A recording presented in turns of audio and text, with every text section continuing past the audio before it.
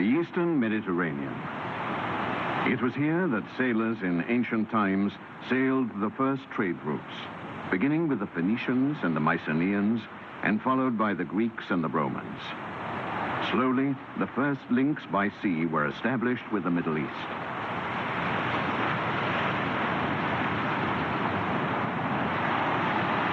As illustrated in these frescoes painted 3,000 years ago in Knossos on the island of Crete, those pioneering sailors rarely ventured far out to sea.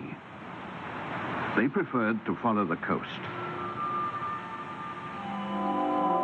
to destinations with safe harbors where they could lie at anchor without problems. Their ports of call were in Anatolia, Phoenicia, and Palestine, where in ancient trading cities, particularly difficult voyages were commemorated in marble inscriptions and poetry, and sailors erected statues to the gods that protected them.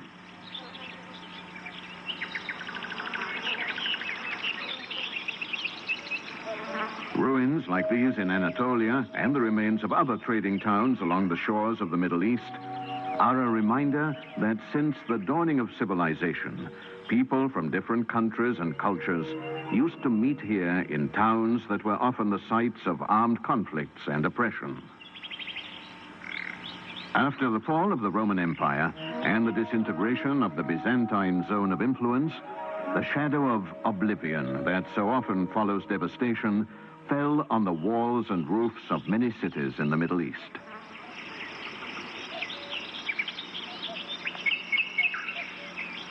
A long time later, both inland and along the coast, Muslims and Christians sowed death and destruction as they fought their bloody battles.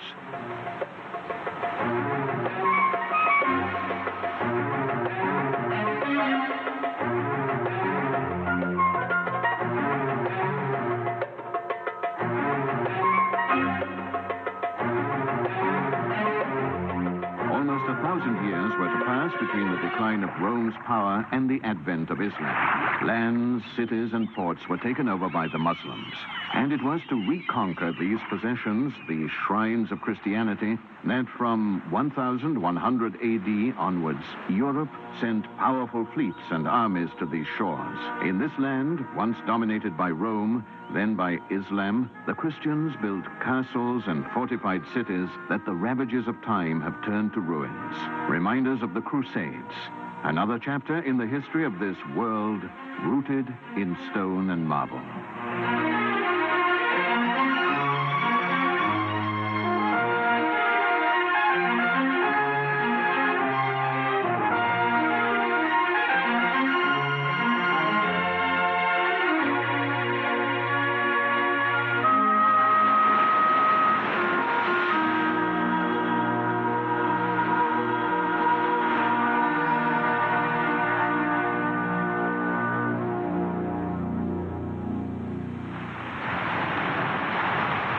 The succession of occupying forces in the Mediterranean's Middle Eastern countries left behind an impressive array of ruins, including formidable defense works and monuments to the armies and civilizations of many nations.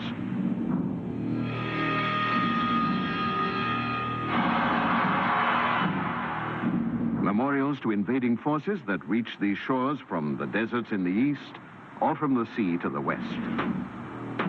Ruins of forts and castles that conjure up visions of battles between the Crusaders and Muslims at Sidon, St. John of Acre, and Byblos.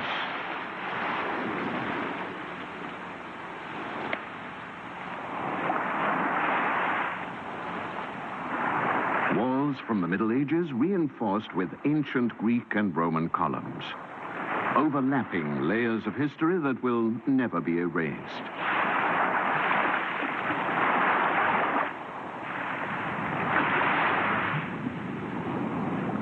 Columns from the Classic Age. Everybody who built here, the Romans, the Muslims, and the Christians, used columns like these to decorate and strengthen their own architecture.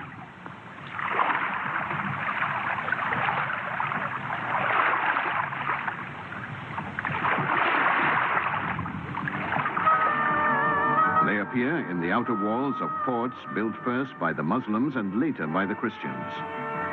Or in the walls and ramparts of cities where marble inscriptions have survived to tell the story of sieges, counterattacks, and fierce battles that claimed many lives.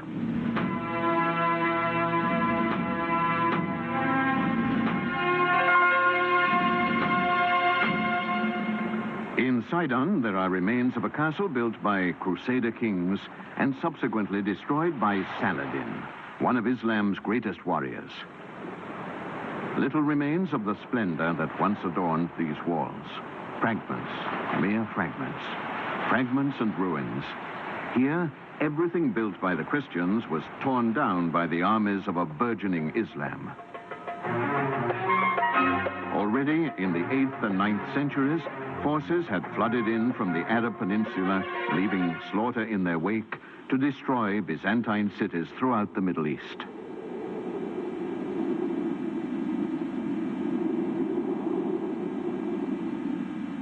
The ruins of Amstrad.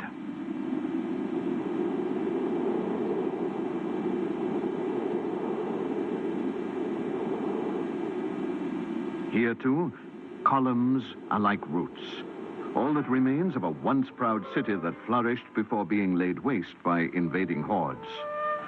One of many episodes which, more than 1,000 years ago, inspired the scenes of fighting and battles illustrated in these miniatures by unknown Arab artists. After their destruction in ancient times, many towns in the Middle East rose again from their own ashes. New cities were born where others had been razed to the ground. Urban areas that are a world away from little-used desert tracks, leading to outlying provinces where the herdsman's life as it used to be still exists.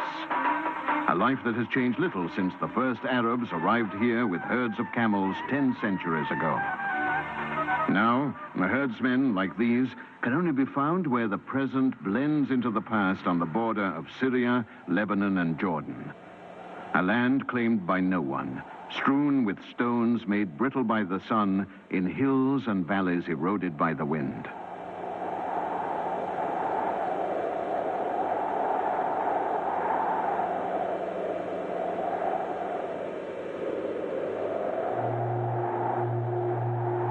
Man seems out of his element in this hostile environment.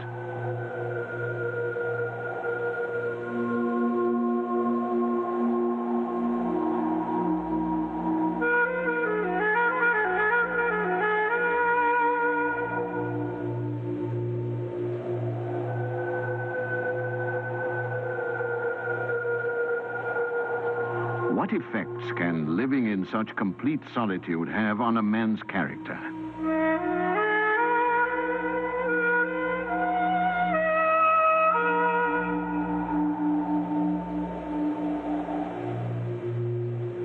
In ancient times, desert nomads nurtured an aggressive spirit that, maturing slowly in the silence of their isolated world, often found expression in the destruction of prosperous settlements.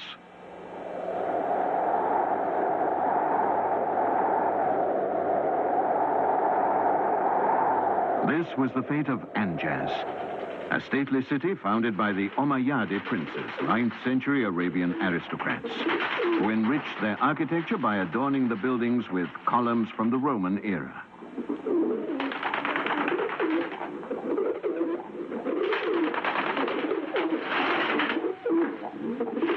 Then the city was stormed by a nomad army, sacked and laid waste. Today, these ruins are another reminder of the endless struggle waged between the nomads and those who came to settle. Their hatred for each other was deep-rooted and implacable.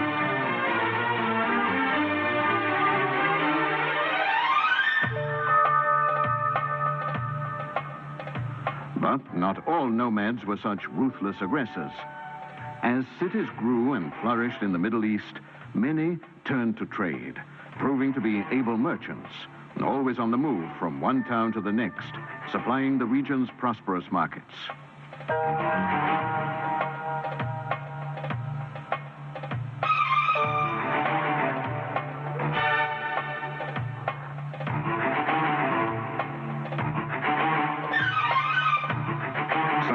traveling merchants can still be found today, dealing in low-quality goods that barely repay the costs of plying desert trails far from the beaten track.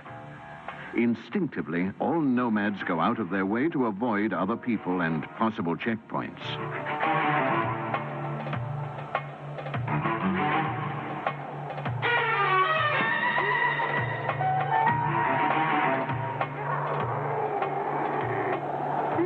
After negotiating a mountain pass between Syria and Jordan, this group of nomads rests by the ruins of another ancient city. This is Jerash.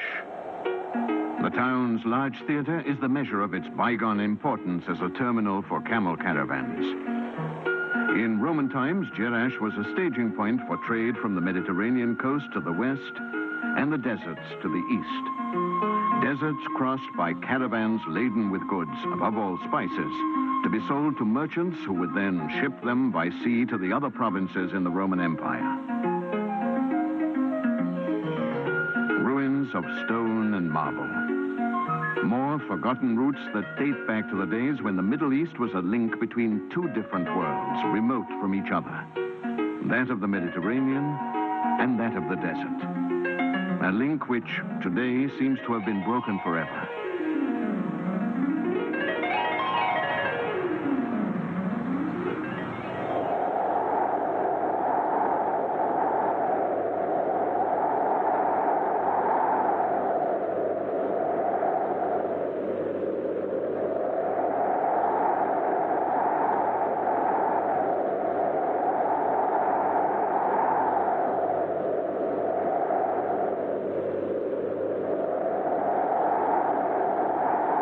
The relentless wind buries all vestiges of the past.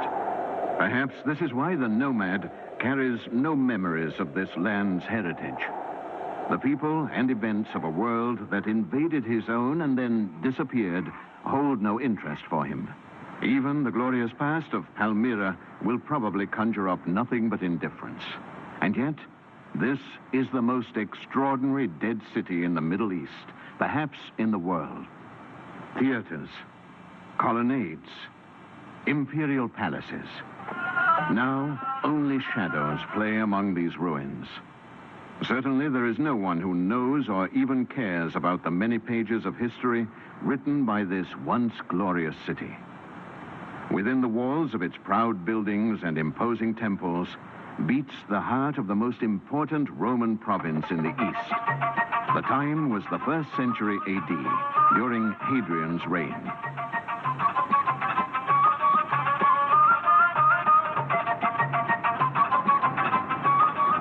Under the Romans, Palmyra became wealthy, powerful, and proud. And it was pride that led to its downfall.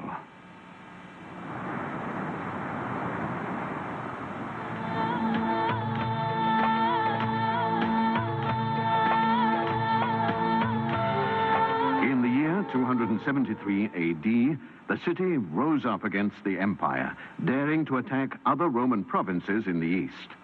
A transgression that led to its total destruction. Zenobia, queen of Palmyra, was captured and carried off to Rome in chains. From that day on, an unbroken silence has cloaked these walls.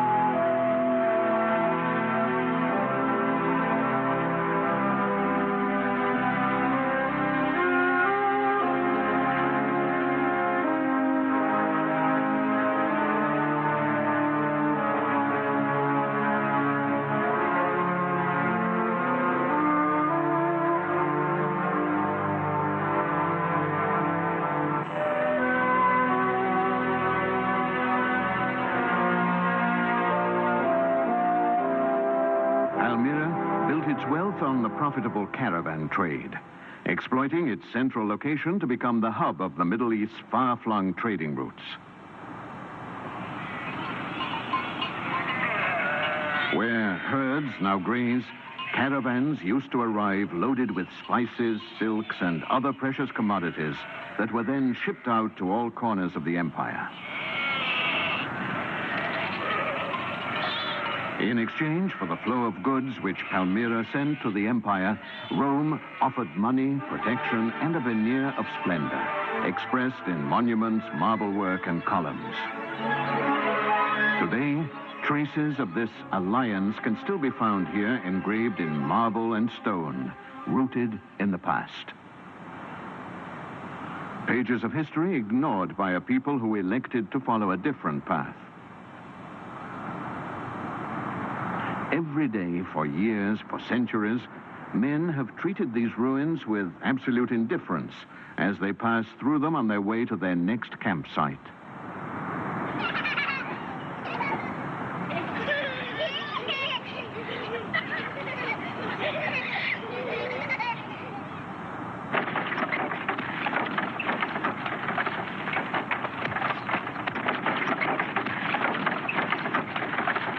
Some of these Bedouins camped near Palmyra could certainly claim to be descendants of those caravaneers who supplied the city's markets when it was a bustling metropolis, the region's most important trading center. Its treasury filled with gold, its streets adorned with arches, gateways, monuments, and colonnades.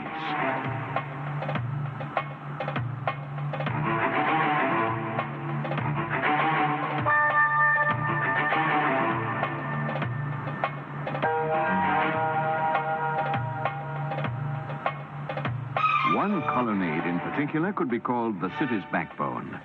It was the most magnificent in the ancient world and measured 1 mile long. It was, and still is, the symbol of Palmyra.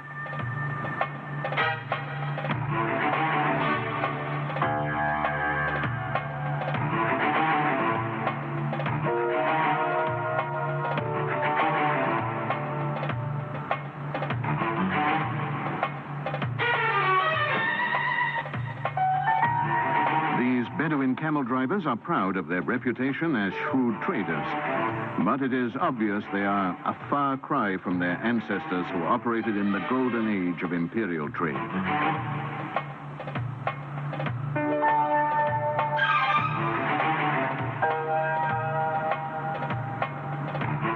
Many supply the clandestine antiques trade with relics, archaeological finds, and chunks of sculpted marble taken from the ruins of Palmyra. Over a cup of coffee, one of these dealers in ancient bric-a-brac revealed some of the secrets of his nefarious trade. Under cover of darkness, the Bedouin visits his secret cache in Palmyra's catacombs.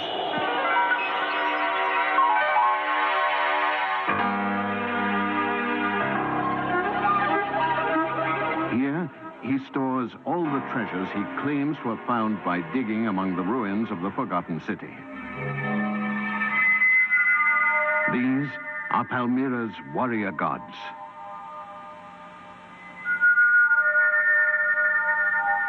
Yahibol and his scorpion.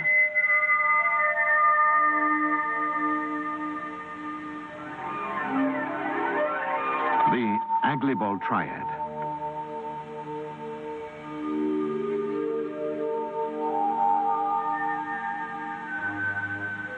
A high priest and symbols of Rome worshipped before the uprising.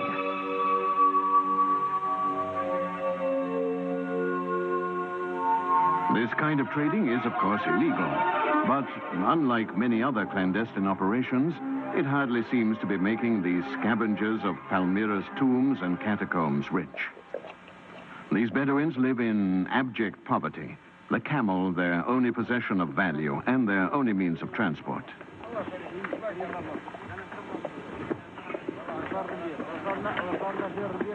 Nevertheless, the misery of their campsites is misleading. The Bedouin possesses an inner wealth, his own particular peace of mind that comes from a blend of resignation and his faith in himself. A world of his own, limited to his tent, his family, and his animals, and yet, at the same time, as vast and undefined as the desert. These people hope to be able to continue their small-time illegal trading. For them, it is all they need to go on living in the past.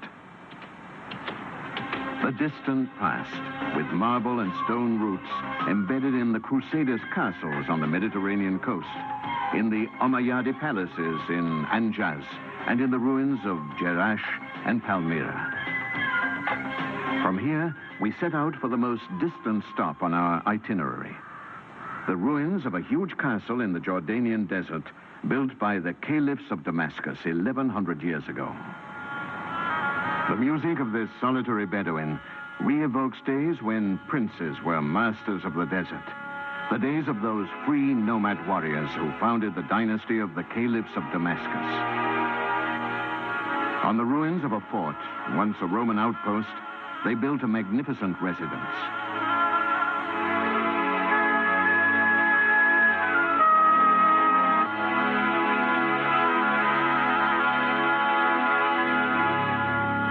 The songs of their minstrels